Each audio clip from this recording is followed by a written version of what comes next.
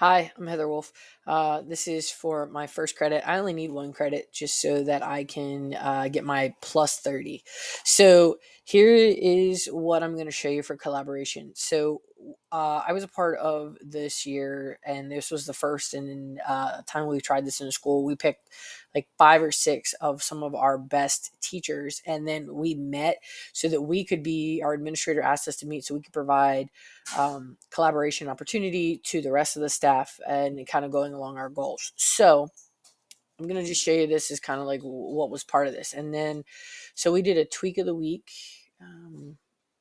And so what happens is we read the book Focus.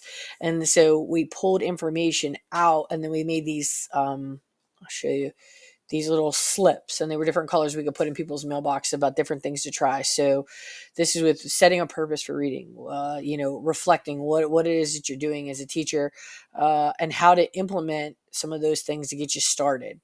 And it basically gave us the research and rationale to why we do something, and then how you can structure some of your lesson plans. So this was done for the whole entire year, right? About how we're getting our teachers to, and you can see kind of like we'll put in notes and interact. And so we met as a team once every other week. And then what happened was we asked teachers to assess themselves with where they were with teaching, and then we created collaboration and then in service for these things. So I'm going to click on this one because one of the big things that the 6 of us did was create lunch and learns. So what happens is once a month or once every other week, we had you can kind of see there was like mini little sessions during lunch that teachers could like just hang out in the conference room, and then we would present different things. So I did was a part of the SDP or the PLP, which is the professionals learning plan. And so all like our better teachers provided the support to our other teachers so that we could kind of raise the bar for everybody. So this is looking at data analysis, effective ways with your lesson plan structure. We talked about metacognition, different things with our Apple iPads, integrating different things.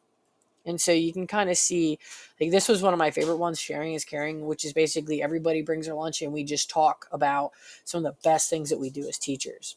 And so these are the agendas and what it is that we're working on. And you can kind of see how we talked about, I started in instructional coaching for some of our new teachers that became teachers during COVID because they actually never student taught in person. So this is kind of getting them some good instructional. I learned about my teaching and coaching aspect from that end and sharing that.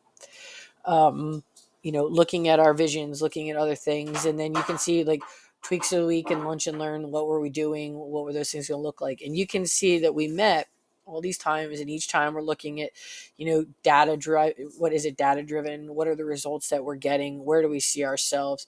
So again, this is something that was an ongoing piece. I probably could have claimed like 20 credits, it felt like, for this, because this was every week, every other week sometimes, and be able to create this. So we did different things virtually for everybody. And basically it was just providing support to all of our teachers, and we were looking at different instructional strategies and different, so our PD days were not driven by administrators. They were driven by teachers about what the need was. So this was part of my collaboration with the 6 of us, and then growing professionally together so that we could provide better support for our building, meeting goals that were administratively set, and basically, trying new things with keeping the focus on the book Focus, and keeping things simple. So that was my first 15 hours.